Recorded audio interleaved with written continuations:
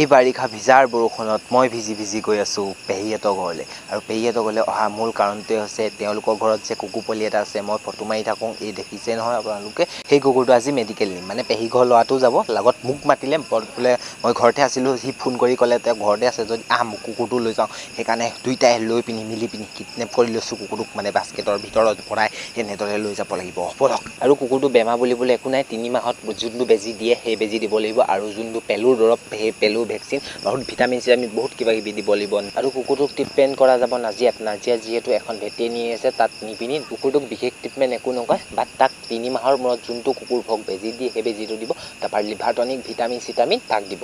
মই কুকুৰ লাভাৰটোৱে গম নাপামনে, মানে আমাৰ ঘৰত উইলছন বুলি কোৱা এটা কুকুৰ আছিলে, তাৰ ডিঙিত মাছৰ ফিচা লাগি ধৰিলে, আৰু তাক ট্ৰিটমেণ্ট কৰিবলৈ শিৱসাগৰলৈ নিলোঁ। শিৱসাগৰ এখন মেডিকেলত তাক ট্ৰিটমেণ্ট কৰা গ'ল, তাৰ মাছৰ ফিচাখন ডিঙিৰ পৰা উলিয়াই আনিলে, আৰু সেই তেনেদৰে কুকুৰটো বাচিলে।